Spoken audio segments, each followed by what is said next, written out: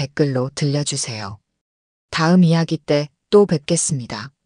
매서운 한파가 몰아치는 겨울 아침, 여의도 금융가는 칼바람에 휘청거렸습니다. 영하 13도를 가리키는 전광판 아래로 직장인들이 발걸음을 재촉하고 있었습니다. 그들 사이로 한 노인이 비틀거리며 걸어가고 있었습니다. 한울건설 강대철 회장이었지만 지금 그의 모습에서는 대기업 회장의 위엄을 찾아볼 수 없었습니다. 새벽부터 정신이 혼미해진 강 회장은 화장실을 찾지 못해 바지에 실수를 하고 말았습니다. 여기가 어딘지 자신이 누구인지도 기억나지 않았습니다. 양복 바지는 얼룩져 있었고 구두는 눈길에 미끄러져 엉망이 되어 있었습니다. 지나가는 사람들은 고개를 돌리며 피했습니다. 여기가 어디지? 집이 어디일까? 강 회장의 중얼거림은 매서운 바람 속으로 흩어졌습니다. 그때 익숙한 건물이 눈에 들어왔습니다. 30년 넘게 거래해온 은행이었지만 지금의 그는 그저 추위를 피하고 싶은 마음뿐이었습니다. 은행 안으로 들어서자 악취가 퍼졌습니다. 실수로 지저분해진 바지에서 나는 냄새였습니다.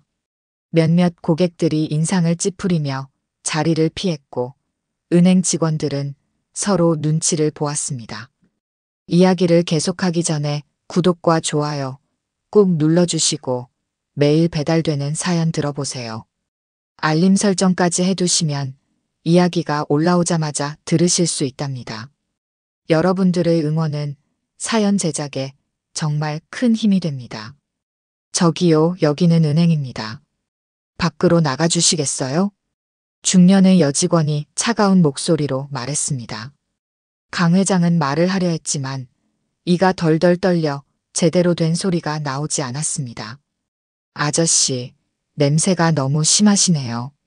다른 고객분들이 불편해하세요. 경비님, 이분 좀 내보내주세요. 직원들의 말이 귓가에서 맴돌았습니다. 창구에 있던 젊은 여직원들은 손으로 코를 막은 채 수군거렸고 경비원이 강 회장에게 다가오려 했습니다. 그때였습니다. 잠시만요. 한 여직원이 급히 자리에서 일어났습니다. 입사 3개월 차 신입사원 임지은이었습니다. 할아버님, 이쪽으로 오세요. 제가 도와드리겠습니다. 임지은은 주저없이 강 회장에게 다가갔습니다.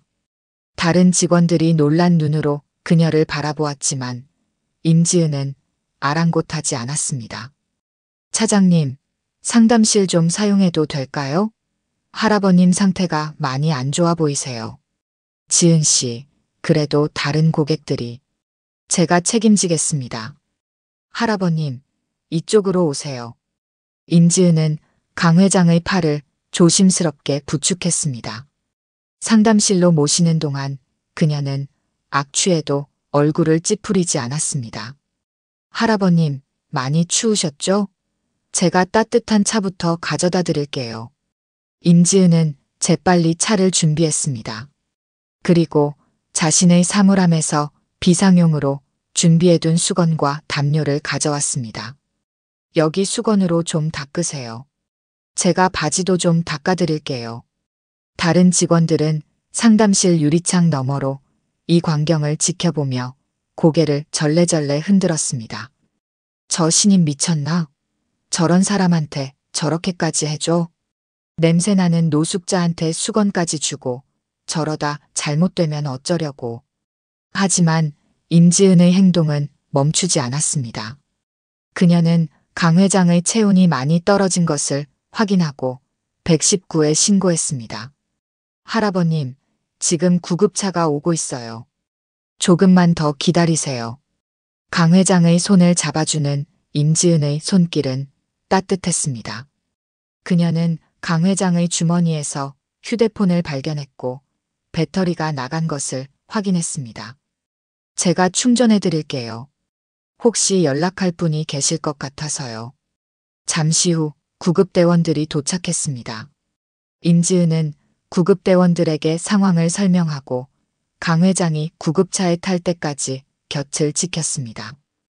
할아버님, 걱정 마세요. 곧 병원에 도착하실 거예요. 할아버지를 무사히 보내고 자리로 돌아온 임지은은 휴대폰을 깜빡한 것을 발견했습니다. 화면에는 비밀번호 입력창이 떴습니다. 하지만 아무리 급해도 다른 사람의 휴대폰 잠금을 해제할 수는 없었습니다.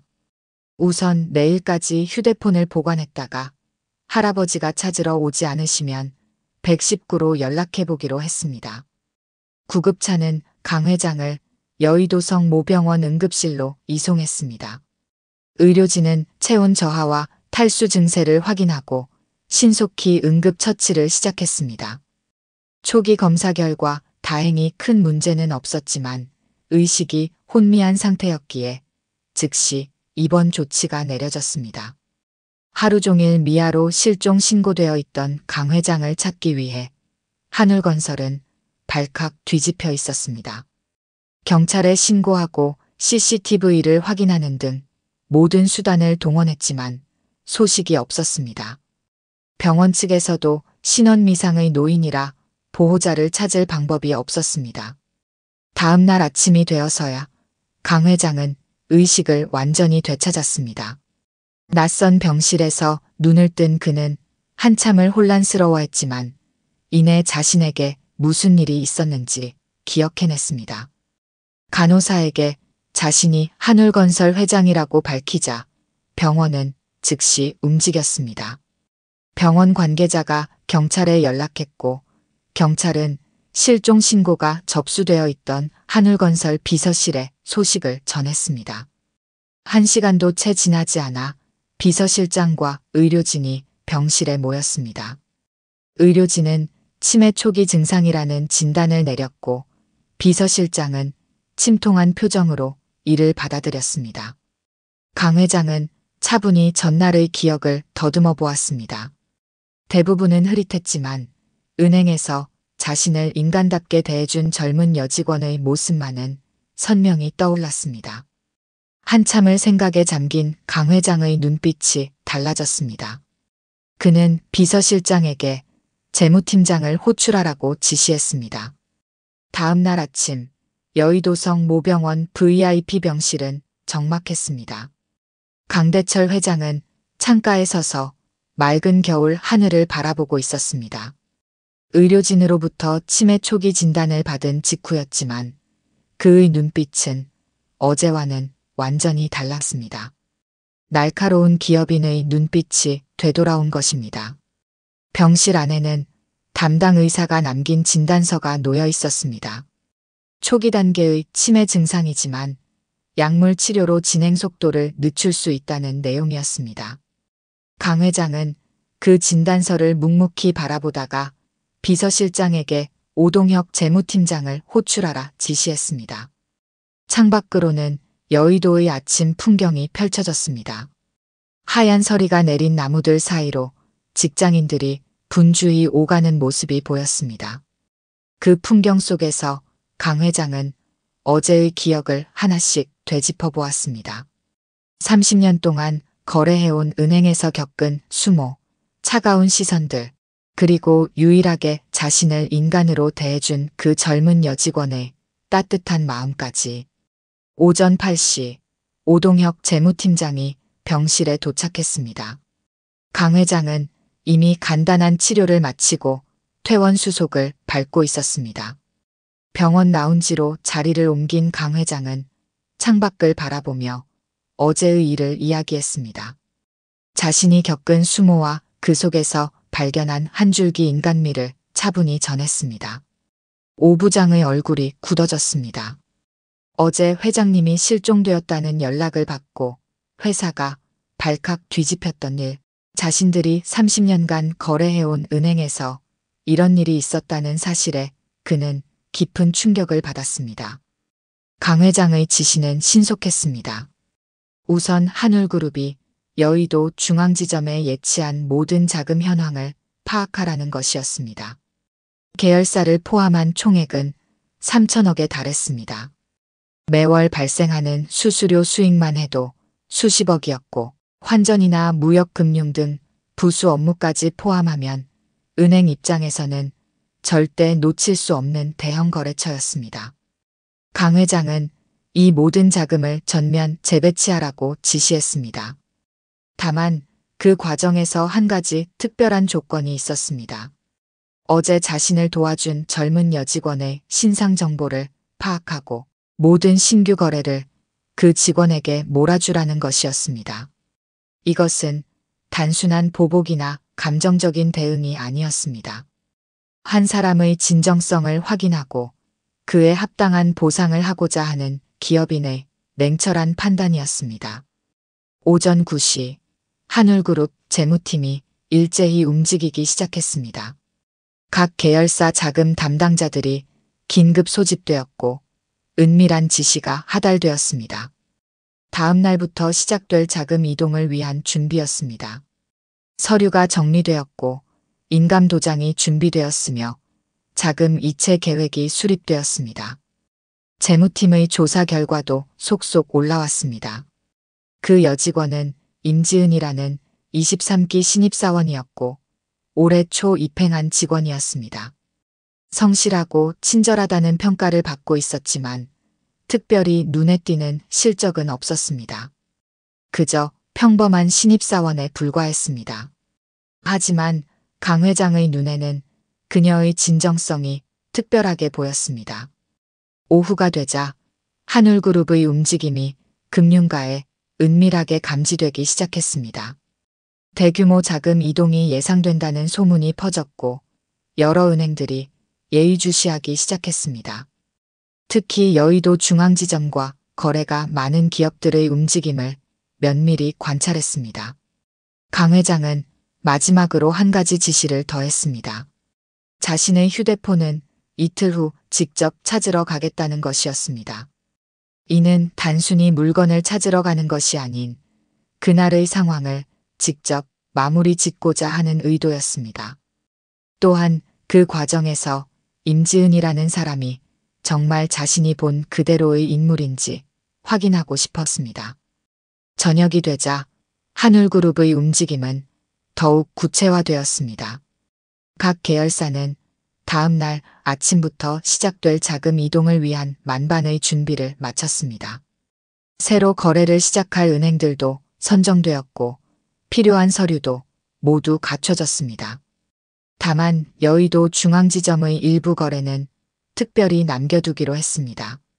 임지은이라는 직원을 통해 진행될 거래였습니다. 밤이 깊어갈수록 금융가의 소문은 더욱 무성해졌습니다.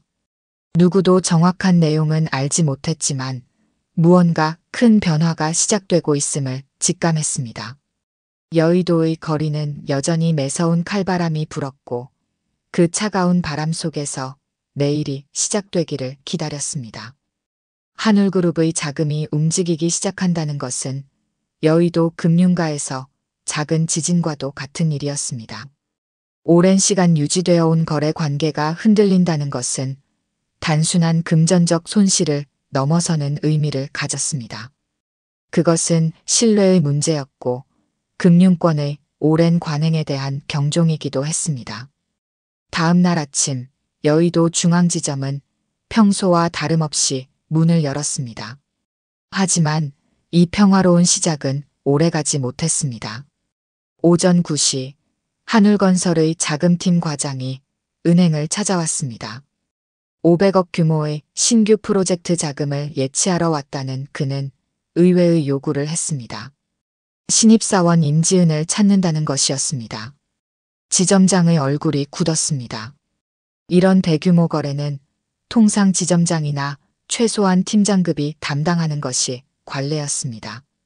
신입 직원에게 이런 거래를 맡긴다는 것은 상상조차 할 수 없는 일이었습니다.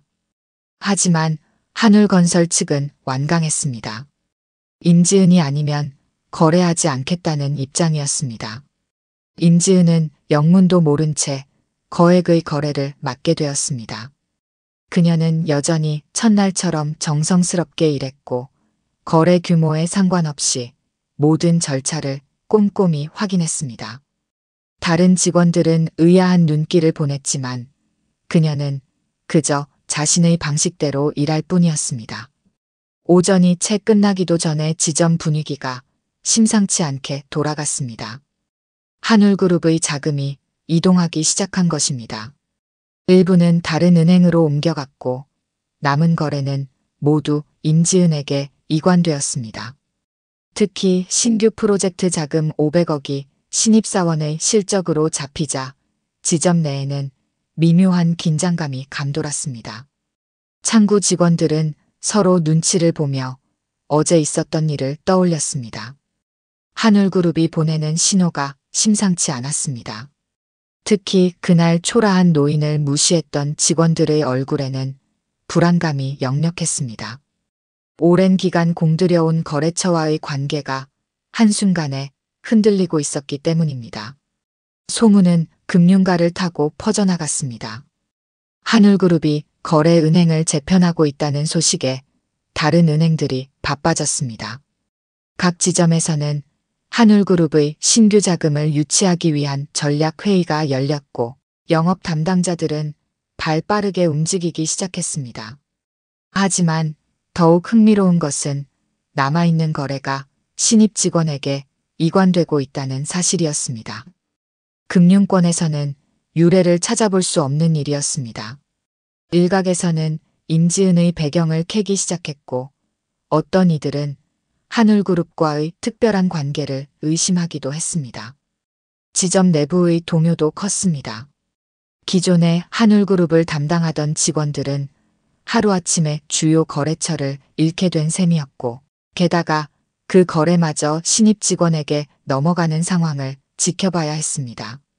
부서장들은 급히 회의를 소집했지만 이런 상황은 처음이라 뾰족한 대책을 내놓지 못했습니다. 점심시간 지점 직원들은 평소와 달리 무거운 분위기였습니다. 한울그룹의 신규 자금 일부가 다른 은행으로 이동했다는 소식이 전해졌고 이는 앞으로 더 큰 변화가 있을 수 있다는 신호였습니다. 직원들은 자신들의 실적과 향후 전망을 걱정하며 조용히 식사를 이어갔습니다. 오후에 들어서자 상황은 더욱 복잡해졌습니다. 한울그룹과 거래하는 협력사들이 문의 전화를 걸어오기 시작했습니다. 거래처들은 한울그룹의 자금 이동이 자신들과도 관련이 있는지 촉각을 곤두세우고 있었습니다. 영업점의 분위기는 그 어느 때보다 긴박했습니다. 임지은의 하루는 정신없이 바빴습니다. 쉴 틈도 없이 쏟아지는 거래를 처리하느라 점심도 제대로 먹지 못했습니다. 그러나 그녀의 태도는 변함이 없었습니다. 여전히 모든 고객을 정성껏 대했고 작은 거래라도 소홀히 하지 않았습니다. 이런 그녀의 변함없는 모습은 주변 동료들에게 오히려 더 큰 울림을 주었습니다. 저녁이 되어서야 은행은 잠시 숨을 돌릴 수 있었습니다. 직원들은 이제야 상황의 심각성을 실감하기 시작했습니다. 하루 만에 지점의 주요 거래처가 일부 이탈했고 남은 거래마저 신입 직원에게 이관된 것입니다. 더구나 그 이유조차 알 수 없다는 것이 모두를 더욱 불안하게 만들었습니다. 밤늦게까지 이어진 지점 회의에서는 갖가지 추측이 오갔습니다. 누군가는 한울그룹 내부 사정을 언급했고 또 다른 이는 임지은의 배경을 의심했습니다. 하지만 어느 것도 확실한 답이 되지 못했습니다. 지점장은 본점에 보고할 자료를 준비하며 한숨을 내쉬었고 직원들은 불안한 표정으로 자리를 지켰습니다. 그날 밤 여의도의 거리는 여전히 차가웠습니다. 하지만 이제 그 추위는 단순한 겨울바람만은 아니었습니다.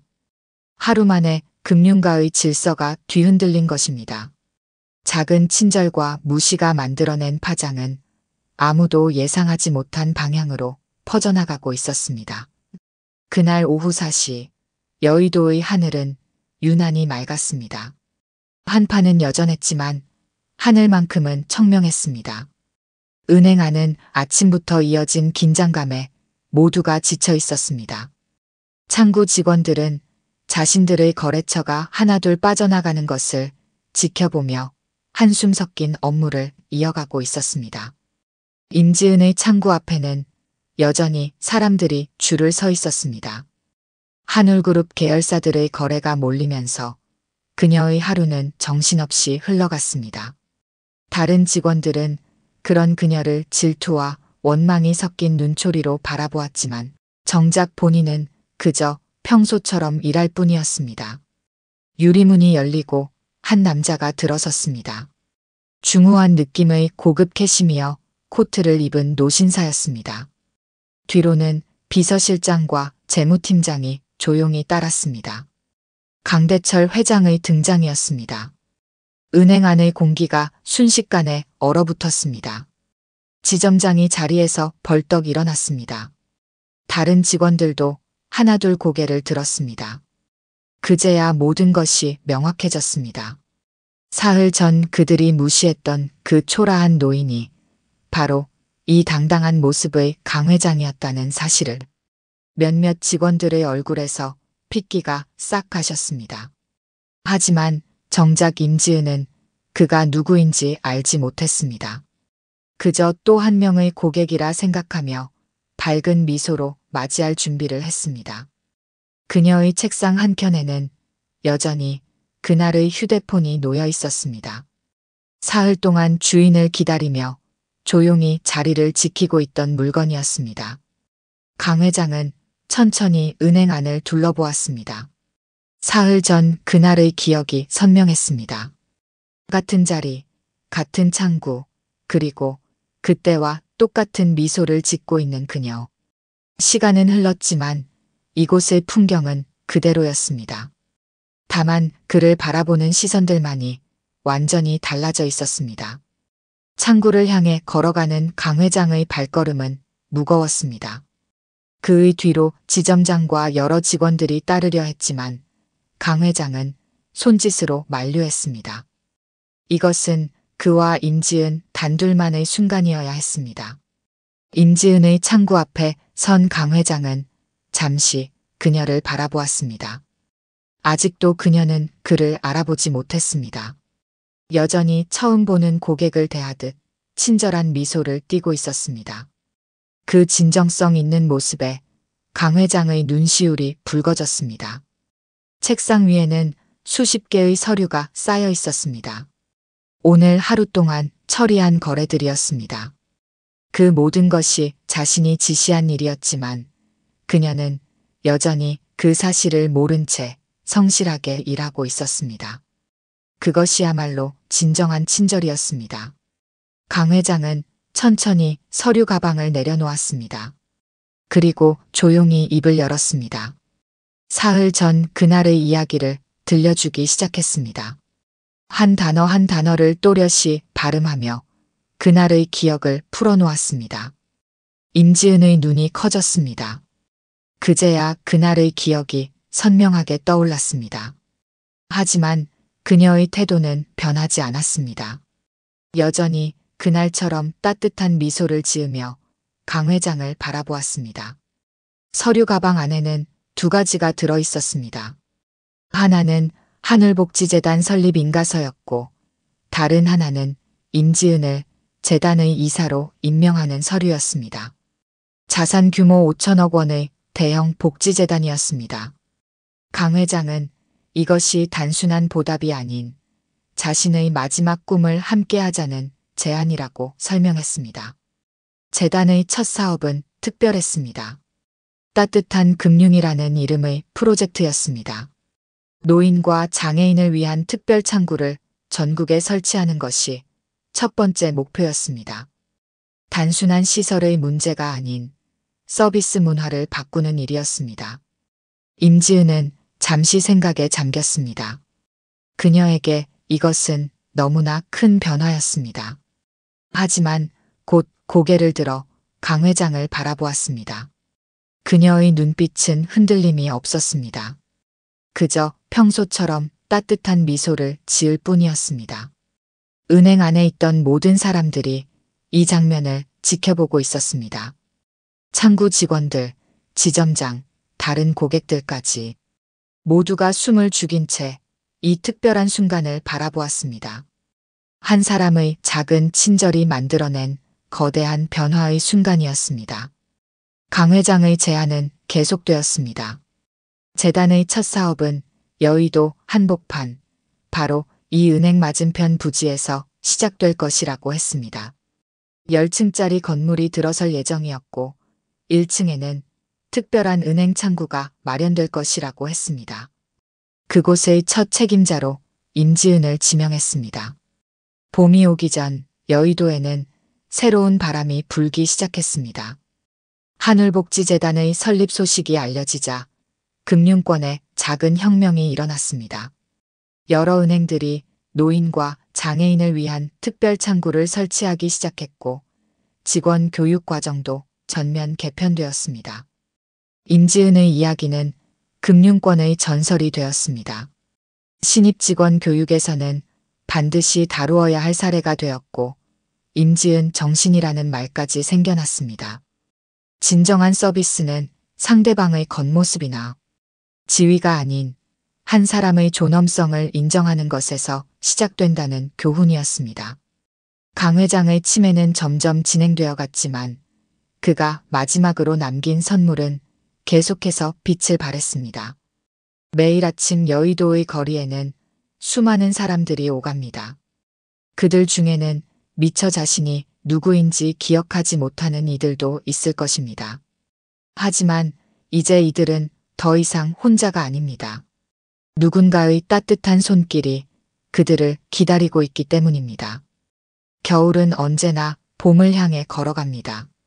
매서운 한파도 언젠가는 누그러지고 차가운 바람도 결국은 멈추게 됩니다. 임지은이 보여준 작은 친절도 그렇게 따뜻한 봄바람이 되어 세상을 데우고 있었습니다. 오늘 들려드린 이야기가 여러분의 마음에 작은 울림이 되었기를 바랍니다. 아까 깜빡하신 분들이 계셨다면 좋아요와 구독 부탁드려요. 다음 사연을 들려드리는데 큰 힘이 된답니다. 그리고 여러분의 이야기도 댓글로 들려주세요. 다음 이야기 때 또 뵙겠습니다.